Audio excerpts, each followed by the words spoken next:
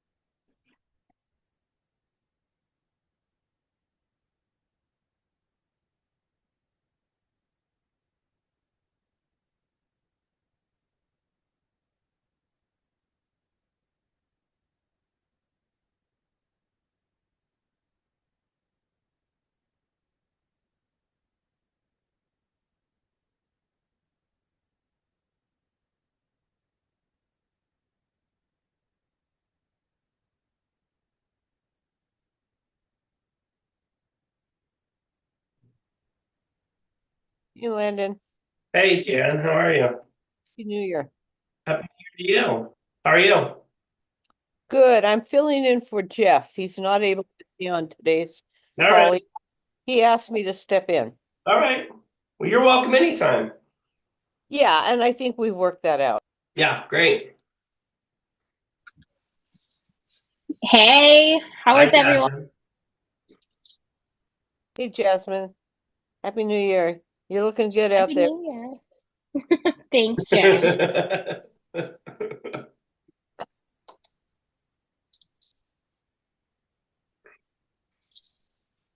Jasmine, I sent the link to the Rio Grande guys this morning, so we'll see. I'm assuming they'll be Okay, okay. okay. And I know sustainability is going to be here, right? To talk Yeah, about I the texted Weston this morning. changes. We'll see to forward it to them, but I haven't heard back from them. Okay.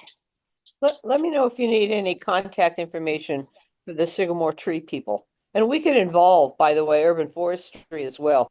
It doesn't have to be local yokels, but however you want to Yeah, go on Jen, it. I talked to Tony about coming. I think the airport's going to come in April. And so we were thinking maybe either February or March for the tree guys. And Tony said he'd be willing to. So whoever else you would like to come, whatever you want to do. Yeah, I can just send you some grassroots people who are Great. involved. There's a professor at the University of Utah, Sarai. She pronounces her name that way, I think. Okay. Melick and Brian. So I can send those to you. Okay. You want to do February or March? Uh, it's your call. We might be thinking about trees maybe a little bit more in March. I don't know. Okay. Let's do March. Hey, Landon, it's Yeah. Cindy. Hey, Cindy. I was gonna put something in the chat, but since people seem to be slow getting here, Sure. when are we gonna follow up on that limited liability issue from late last year? So we had a meeting with Sarah Young. I'm hoping Amy Hawkins will be on, or at least David. One of those two can touch on it at some point today. Okay, So Sarah Young was going to bring it up to City Council sometime in January. So we're just kind of waiting for that. okay. Well, they had the retreat on Tuesday. Okay, yeah, they were going to bring it up at that, I believe. Okay, But I'll all let right. Amy. Amy knows more about it than I do, so I'll let her speak on it. But I would Oh, assume she'll be here at some point.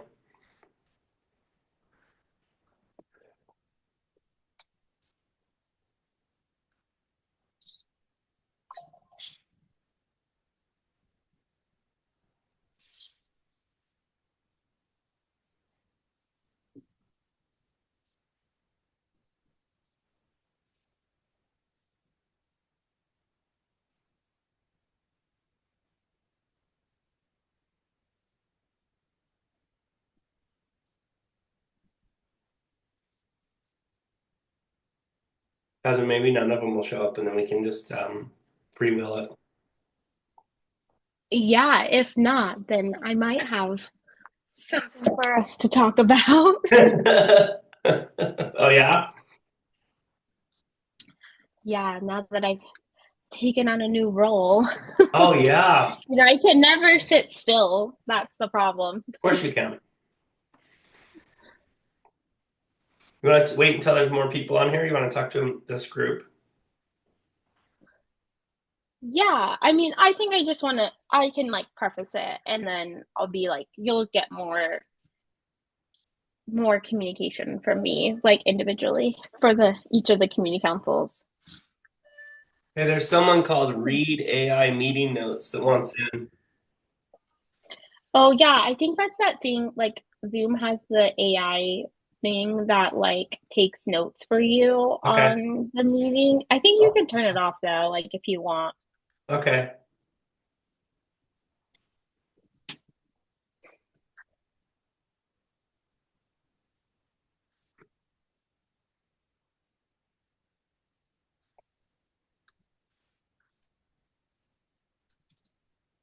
Let me find these Rio Grande guys, see if they're coming.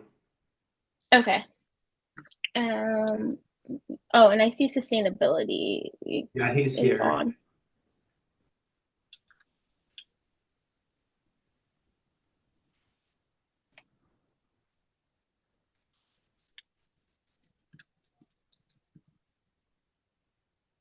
That is his phone number.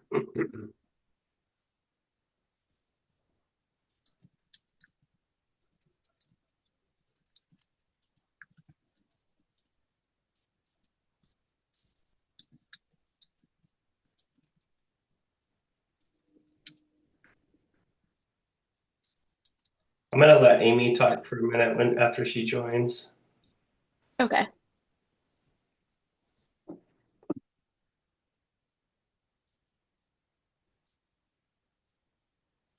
Hey, Amy. Hey, Landon. Hey, how are you? Hey, so before we get started, well, as we get started, so I'm Landon with the Sugar House Community Council. I think I know most of you that are on here. I hope everybody had a nice holiday. We have Chris Bell here from Sustainability, and then we also are going to talk about the Rio Grande plan if those guys join us. But Amy, Cindy was asking about our little chat with Sarah Young. Do you mind filling in people where we're at? Sure. Okay.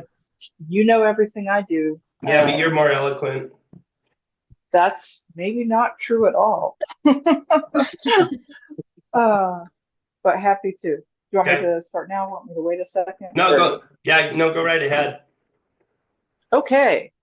Landon and David and I met with Councilmember Sarah Young to explain our concerns and that they're not isolated to just one community council. And we had that meeting, I believe, on December 19th. Because of the holidays, we haven't been able to circle back with Councilmember Young yet. She said she would have a one-on-one meeting, and with whom I don't know, but with staff, I imagine. I want to say, when would it have taken place? Last week. So we sent a nudge and just saying, hey, we're hoping to move forward on this, touch base, and so that's where we are at the moment. But she did seem to understand that our concerns were legitimate, and we had a couple of concrete suggestions as options. Um, Anything else to add to that, Landon? No, I think that's good. Cindy, any All questions? right. No, just like to stay on top of this issue with the city, particularly in terms of process. I'm so glad you care about this issue, Cindy. It's really important to have people like you who pay so close attention to how things work to let us know that we care about this. All right, great. Thank you. Hey, Tamar, do you want to tell us, first of all, welcome to the SLCN. Tell us who you're chair of, and I think most people know who you are, but introduce yourself. Thank you. Yeah, Tamor Samnani. I'm chair of the Wasatch Hollow Community Council. We're proud to be one of the smallest community councils in the city, and we work hard to make ourselves known. So yeah, thanks a bunch, Landon. Yeah, thanks, and welcome. All right, Chris, are you ready? Good morning. Yes, I'm ready. Okay. Yeah, thanks for putting me up front. And good morning, everyone. I'm Chris Bell. I'm the Waste and Recycling Director for Salt Lake City.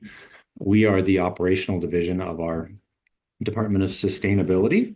And you all probably know, if you don't, we are the group in the city that provides all of your curbside residential recycling, compost, and garbage services, as well as your bulk waste and serve some other special event functions, et cetera, in the city. So reason I'm on and couldn't be better timing for your monthly meeting to talk about and just kind of follow up on the mailer that hopefully you all have seen in your mailboxes personally. And if you haven't seen one soon, a companion postcard attached to your garbage container. If you haven't received that, like I said, you'll probably get one soon on your can. But anyway, message is we are changing 4/5 of the city's garbage and recycling compost pickup days come Monday, February 3rd. So let me just share my screen and I will put a link to this in the chat when I'm finished. Let's see, it looks like I need to request sharing permission. So whoever's, there we go.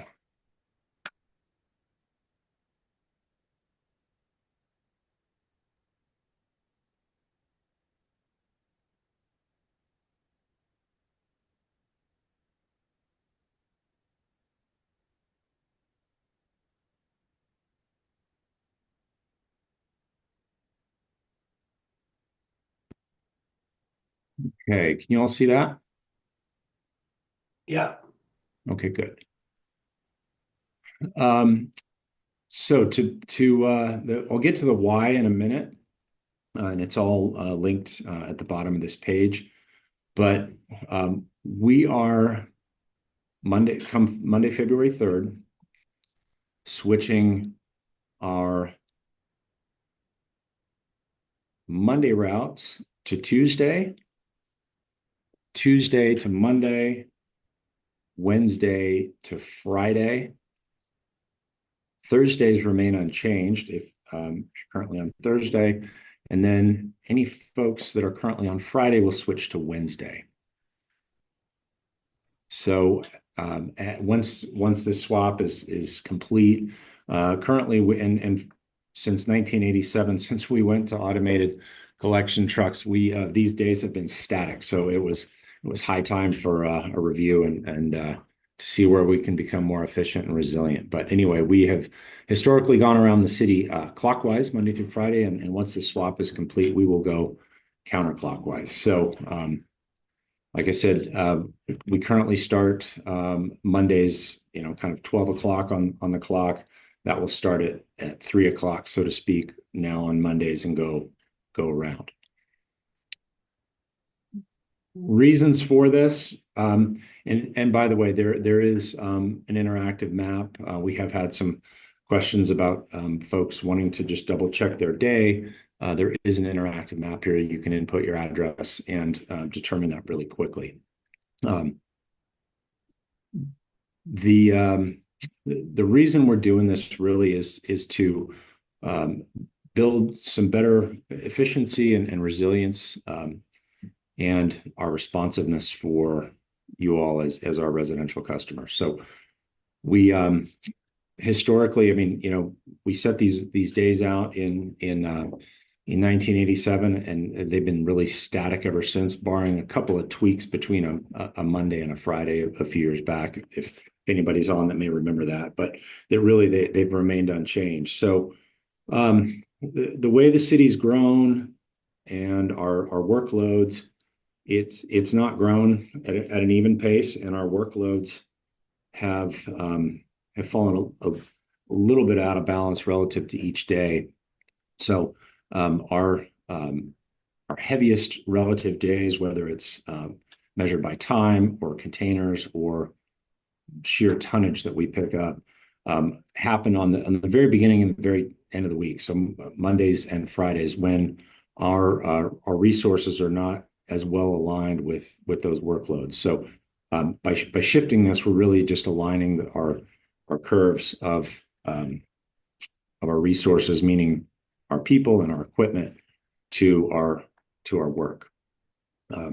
This forces us really to be more resilient, more responsive, and the timing of this, doing it in February, is strategic, since we suspend our seasonal compost yard waste service here as of after this Friday. So come Monday the 20th through tentatively Monday, March 3rd or February 28th, that seasonal suspension happens.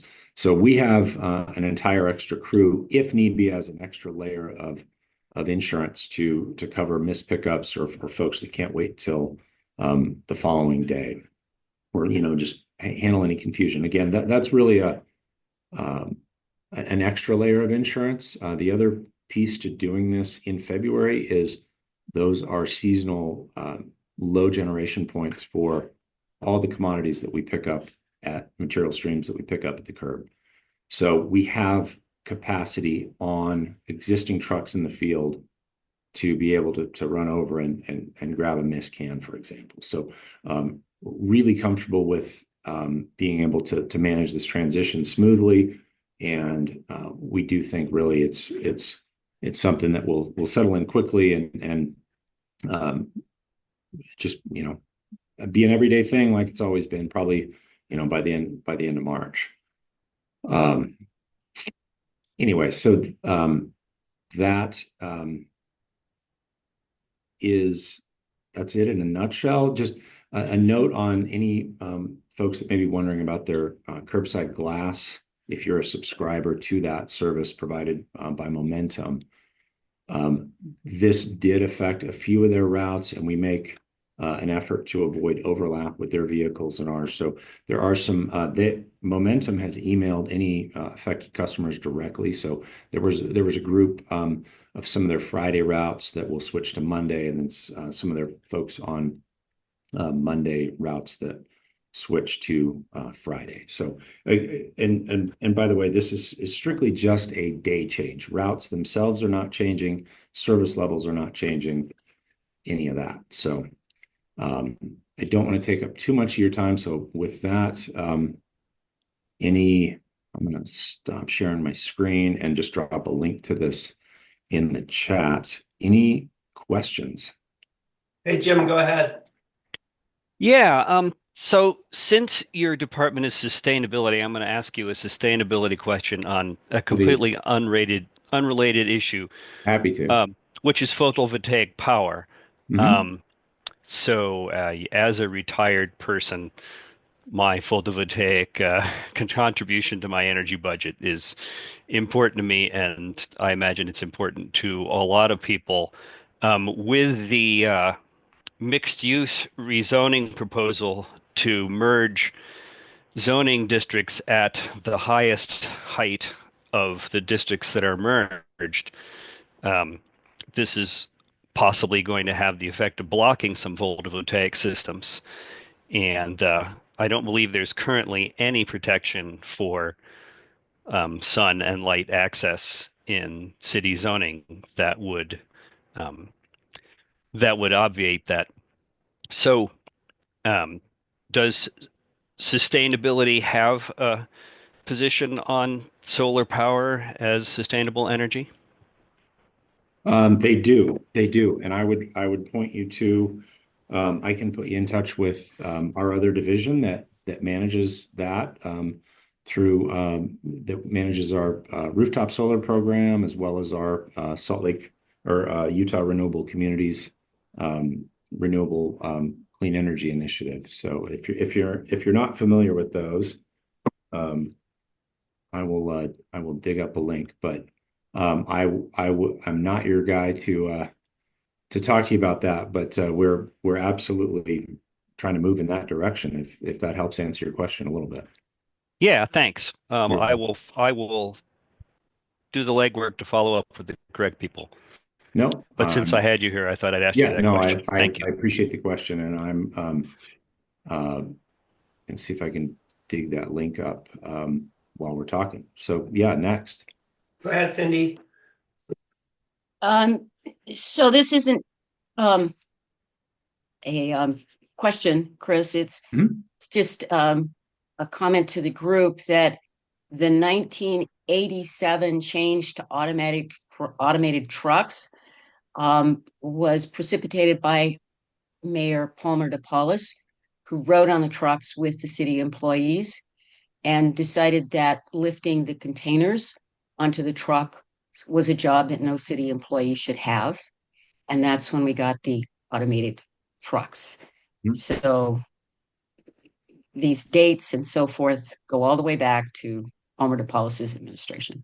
Hey, Cindy, my kids would call that a fun fact. Yeah. Yeah. Well, it That also is- speaks to the kind of mayor Palmer DePaulis was. in He yeah, rode the trucks. Indeed, thank you. We just Mayor Mendenhall was out in one of our trucks just a few weeks ago as well, and yeah, she enjoys that. But that was absolutely, to your point, transformative for our teams back then in terms of safety and some of the earlier one of the earlier communities in the country to adopt that.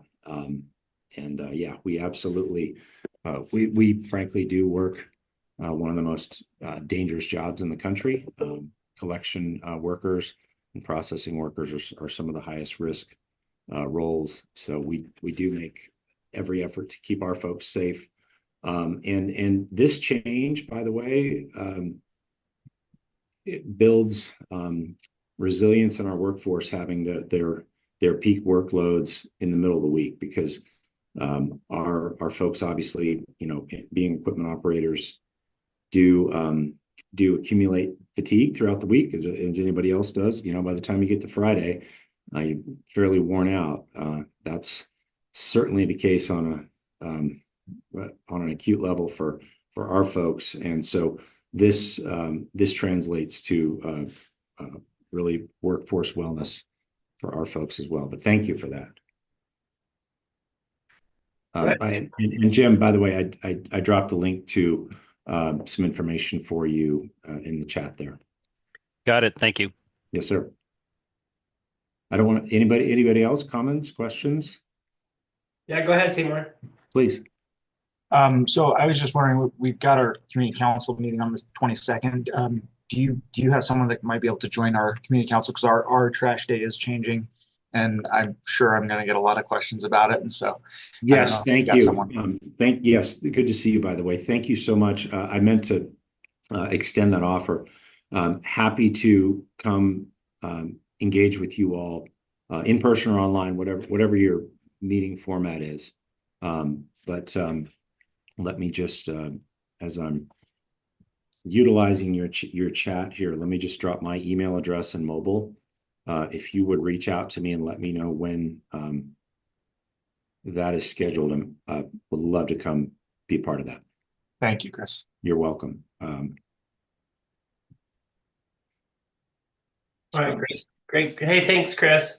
Yeah, and by the way, yeah, anybody else that would like follow up at your individual meetings, please reach out. I just dropped my info in the chat. So unless there's anything else, I'll or do you need me to stick around at all? Or I think you're all right. Thanks for coming. You're welcome. Good to see you all, and appreciate your support and really the opportunity to serve you all as an integrated city division. Thank you. Okay, take care. Well, thanks. Is Christian on? Is SCSLEN? Is that Christian by chance? Yes, that's me. Oh, great. Okay, we're gonna turn the time over to you. All right. Hello, thank you. I'm Christian Lenhart. I'm a member of Via Rio Grande. We're a volunteer group that's pushing for the Rio Grande plan in Salt Lake City. I've been invited here to talk a little bit about our efforts to gain letters of support from the various community councils. I assume that many people here are familiar with the pitch that we've made before. Would you like to hear it again? I don't know how many community councils you've been to, but I know you've been to ours. So Yeah, me or Andrew or Fred or some of our other volunteers, we've been making sure that we are definitely involved at the community council level to get support for the Rio Grande plan. Yeah, I can step through the slides really quickly just to okay. make the case, but okay. Just put this here and see if I have permissions to share my screen.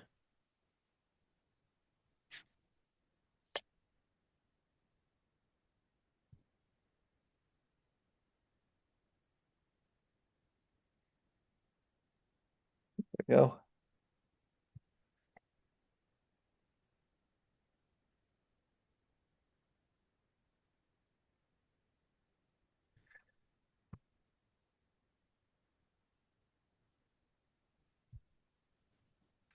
All right. So the Rio Grande plan and our name, the group name of our group, Via Rio Grande, come from the Rio Grande Depot, which is a beautiful historic train station at the west end of 300 South or Broadway Street. It's from 1910. It's built in the Gilded and Golden Age of railroad travel. It is on par with many of the great train stations around America. I mean, it's older than all of these, older than Washington, D.C. and New York City, Denver, Chicago, Cincinnati. We're really lucky to have this train station in our community. Unfortunately, it's not the train station that we use as our main train station. Right? Actually, it's not used at all as a train station anymore. Our beautiful city, when you ride the train here, you enter the city here in the industrial side of the west end of downtown. And here you'll find railroad crossings, blocked traffic, one-way streets, freeway viaducts. It's not a very attractive part of town, just based on the fact that, there's development happening in every corner of the city, but not near our central station. And we think that's kind of strange. That's the central transit station in Salt Lake City, the place that should have the most urban development, the most walkability. Well, I mean, there's not even sidewalks on the other side of the street from our central station. People don't go there willingly, and they don't walk there when they do. The railroad crossings are a major concern in our city as well. We have very busy freight lines going through our city. These crossing gates combined with the commuter trains, they activate, the signals turn on or a train comes through about 50 times, 50 to 60 times per day currently. And with Front Runner, it's scheduled to double its frequency. And with more trains going to the inland port, it's easy to see how we can get between 80 and 100 crossings events per day per crossing, which is extremely high. It's not usual that a downtown area, a Salt Lake's community, an urban area like ours would have this amount of rail traffic going through it. And of course, our central station was designed to be a temporary location, or a temporary facility when it first opened. This was in order to get the freeway project done in time for the 2002 Olympics. But since then, not much has changed. It's not a very convenient or very inviting customer experience, and the ridership numbers show. Now, UTA knows that Central Station needs some help, and they are planning some improvements. This is their rendering here for a nice new office building, but that doesn't solve the fundamental problem, and that the Central Station is not very central to Salt Lake City. You can see in the very corner there that there's buildings downtown are very far away from the transit center. And what's also blocking access to the transit center is the Rio Grande Depot on 300 South, that street right there. So the train station, like I said before, it is a beautiful relic and example of train travel back in the golden age of trains. And we have two of these amazing depots in Salt Lake City. But this one, the Rio Grande Depot, is the bigger one. It was the more expensive one. It was designed to really show off Salt Lake City and also the Gould Empire of railroads. Right now, though, it's not being treasured the way that it should be. These are different screenshots taken from urban reports, urban planning reports. On the left, you can see there's these major through corridors through downtown. 300 South, the one that connects to Central Station, is cut in half and blocked by, well, the Rio Grande Depot. You can't get from the Central train station to Pioneer Park. There's different ways to get around the depot, but actually these lines right here, these red and blue lines in the center picture, those don't exist right now. Obviously, the depot is under construction from earthquake repairs, which is scheduled to be completed in a couple of years. The building will be completely seismically upgraded, but for the moment, you can't get through it. And you can't get around it either because there's fences. The only way to get around the depot currently is to walk all the way up to a different block and then back down, which means like you have to travel 3 blocks to go 1 block forward, which is silly. And then there was this picture on the right, there was a report about how to get a new streetcar line from downtown to the Central Transit Station. And they literally proposed running the streetcar through the lobby of the Rio Grande Depot because it's blocking the way. And it's head scratching, very concerning to me that the transit station, our central transit station is blocked from downtown by a train station. If we could just use that train station again, we would solve so many problems in the way that our city is laid out. So how do you do it? Well, you need to use the historic train corridor, which is on 500 West. That's the line in black here. The current rail alignments are in pink. So what we need to do is take all these crossings that we currently have. We could close them when we move the rail lines to a new alignment here. What we'd have is something like this. This is called a uncovered train trench or train box. This would be built in the middle of 500 West. this is where the trains used to go historically. You can see how we've drawn the straight line down 500 West, goes right past the Rio Grande Depot. And it's a much straighter alignment. It's better for trains because they can go through downtown and not need to worry about railroad crossings. It's better for the people who live in the city because, as you can see in the little animation, there's people walking across these now bridges, what used to be streets, and there's even buses. Right now, UTA does not route its buses across active freight tracks because it's so unreliable. You don't know if the train's going to come or not. You don't know if it's going to spend 20 minutes going back and forth. They don't run their buses there. And so that cuts off a lot of main bus routes that should go to east-west and connect the east and west sides of the city, but they don't because the trains are there. This is also takes into consideration that by moving the tracks, you would free up about 50 acres of space that's currently occupied by freight railroad yards. And these could be turned into new development areas. And that new development area, about 5 city blocks, would be able to pay for the cost of making the switch back to the Rio Grande Depot. And this is what you'd have, a new transit center that looks similar to this here. Another good architectural view done by one of our volunteers, rendered by Cameron Blakely, just to show that we could have a central station that is not just, a concrete pad, but some place that people want to go. They want to congregate. It's a gathering place, a third place in our community, something that we could be really proud of and that people would be attracted to, want to take the train into Salt Lake City for the privilege of arriving here this way. And you can have more trains than we currently do go to Salt Lake City. There's a talk of expansion to statewide rail networks, front runner extensions to new places. By bringing people into downtown across the state by trains, either transit or long distance, you're able to spread out the benefits of a growing downtown, a growing economy, and the investments that the state is making. You're able to spread those out to cities up and down the Wasatch Front more effectively because people can take the train into downtown, use the features, so the sporting arenas, the convention centers, all that, and then return back to other communities very quickly and easily without traffic congestion or other inconveniences. So, this is a diagram that shows basically just how close the Rio Grande Depot is to most attractions. With a 5-minute walk, you're already at the gateway. With a 10-minute walk, you're already at the sports arenas, and a 15-minute walk, you're all the way at Temple Square. Whereas currently, with the central station we have, it takes the 15-minute walk just to get to, say, the sporting arena. And all this means that you're de-incentivizing the walking trips.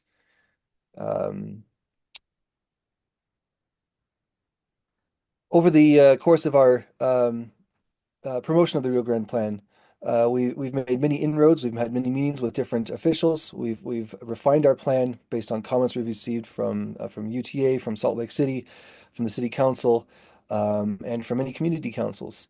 We presented to the Salt Lake County Council and earned a preliminary vote of very preliminary support for studying the idea. And this means that the Rio Grande Plan is going to be studied in terms of long distance plans for Salt Lake City and the county. And the more support we can show for the plan, the more that we can have it in the long-term plannings and get real feedback on how to make this a real improvement for our city. So this is the summary. The Rio Grande Plan will remove railroad crossings through Salt Lake City, the very busy railroad crossings, by moving them underground. We can also move the main transit center from the should be temporary location to the train station that the city used for over 100 years as its main central transportation hub. And it can do so while opening up new land for development to create space for new housing, new office, new parks, and take all that money that comes from that development and put it back into the community. And this will be helpful for many other future events, such as, say, the Olympics or new baseball teams, hockey teams, new convention space. It's a really a fundamental way to increase the viability of downtown Salt Lake City and the state of Utah. So I think that's enough of a summary. I'm here to ask specifically that we can get more community engagement, perhaps in the form of a letter of support. We're collecting our letters of support, and we'll put them on our website at a future date. And we'd love to have your support too. Thank you. Christian, you want to stick around for some questions? They may have any questions. I'd love to. Okay.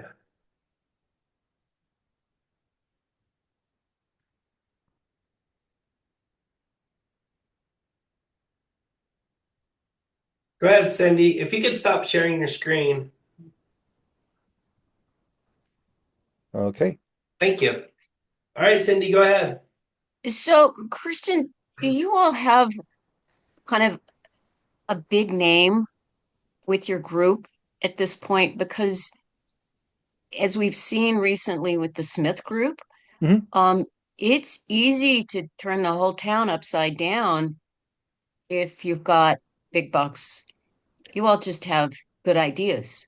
And I'm watching you struggle to get anyone to listen.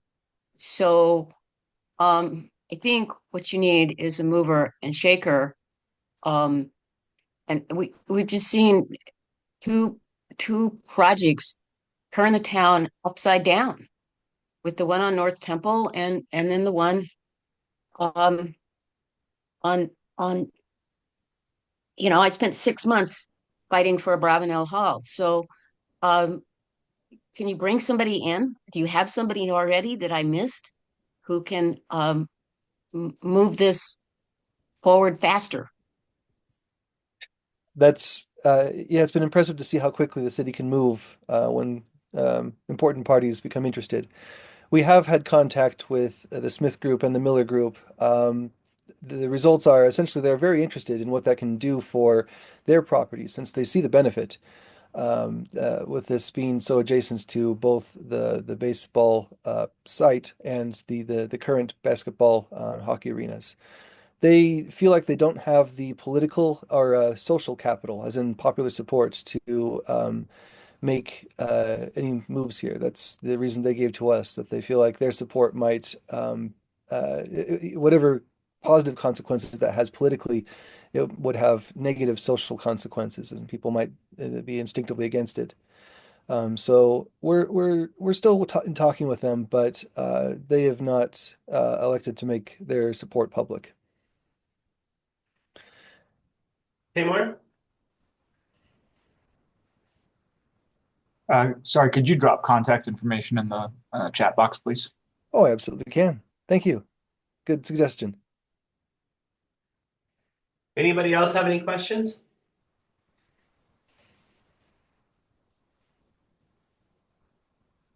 Christian, I'm assuming you would show up to anybody's community council if they asked. If asked, or maybe even if they don't, we will be there. Go ahead, Amy. Hey, good morning, Christian. I've been a big admirer of you since I've enjoyed is it a 10-part YouTube series that explains the project? I don't know, it's fantastic.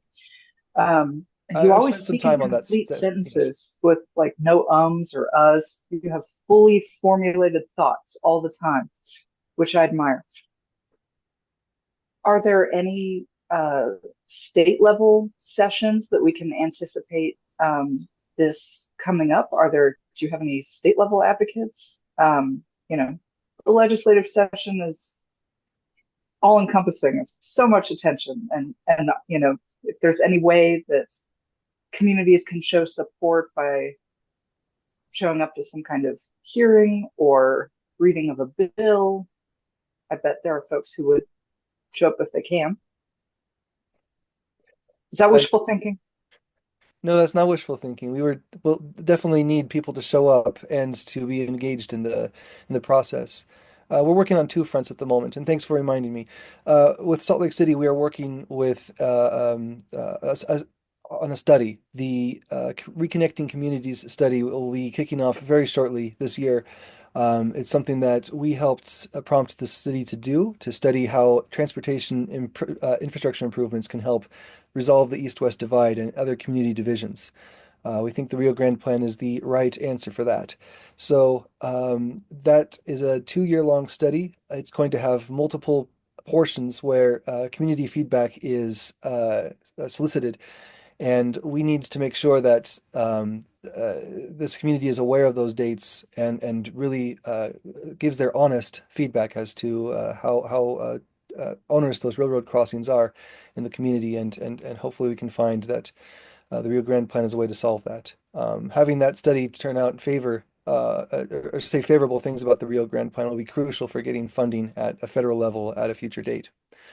We're also working with Sorry, maybe you several. fuzzed out on, maybe I fuzzed out on this. Is that a study that's is that funded by like the Wasatch Front Regional Council? Is that a city study? Is that what level? It's done with federal money. The city is matching, so city and federal. It's a weird matchup. And the Department of Transportation is a study partner in that. So it's Oh, a whole great. grab bag. Maybe maybe that bodes for success. Somebody on this call knows better than me. Anyway, sorry to interrupt. I just couldn't track. Oh, you're right. Yeah. Yeah. So that's what we're working on at the city level. We think that that's a very solid path towards success there. Having a federally backed study is a real feather in the cap for any project. At the same time, we're also working with multiple legislators from various districts. Not any one specific at the moment. We need a broad support so that when some kind of action takes place, that we have enough support and awareness and votes to make that happen. So if you haven't contacted your elected representative yet and you do favor the Rio Grande plan, well, it's about time to let them know that there is a plan for better transit and that you support it. One more follow-up. Do you guys get interns from the University of Utah's Department of Urban Planning and We get a everything lot that's of people affiliated with from, that? oh yeah, we get our support from many different places. We have several people from the University of Utah who are helping with different things like economic analysis and some of our renderings. We are slowly transitioning into being an organized nonprofit group instead of just a group of interested, concerned citizens.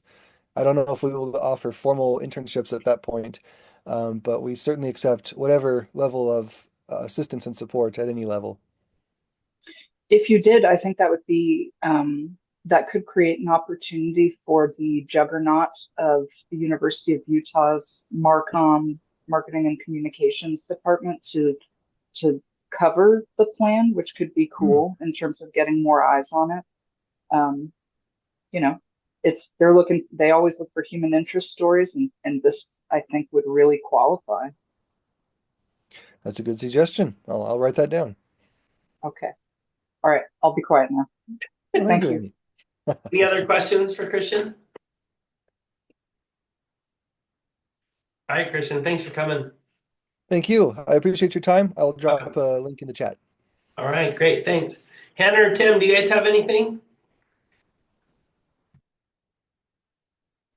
Yeah, I'll just quickly talk about the mayor's office's piloting a historic markers program in the city. A lot of you may already know about this because we've been talking about it at community council meetings. But this is just a chance for folks to apply to get a historical marker somewhere in the city that commemorates, a structure, a building, or even a person or a historical event. So I'll drop the application information in the chat for that. And if anyone has any questions, you can reach out to me or your liaison. Great, Or you thanks. can ask questions right now. Yeah. Anybody have any questions for these guys? We have a few minutes.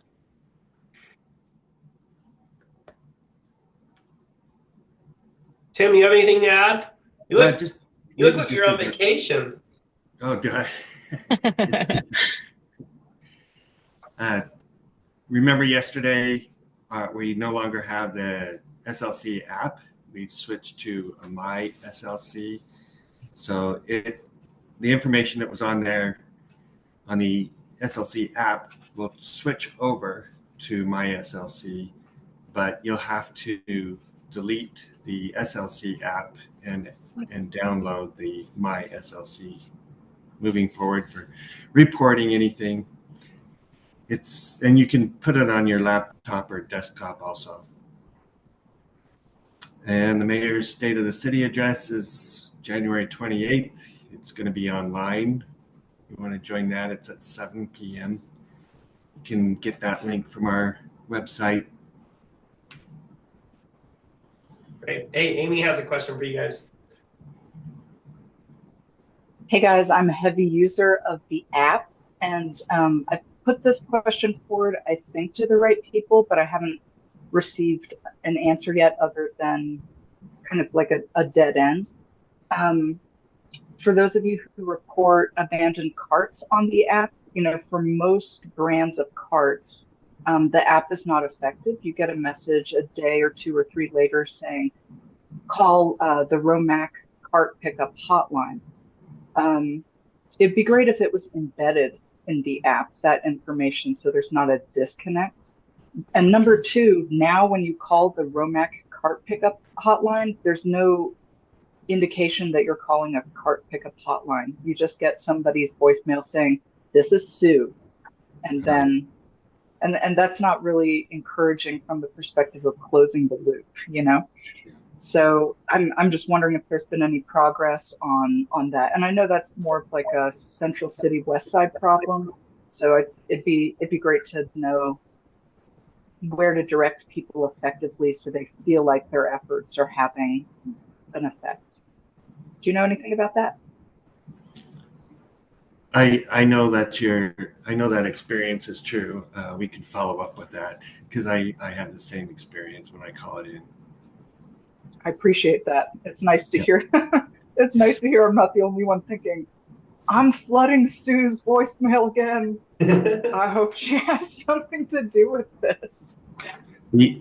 For any bugs that you do find on the app, though, there's supposed to be a link on the app that you can report the bugs this time. So that goes directly to IT. Is this a bug or is it just sort of like a? No, that's something we'll have to follow through.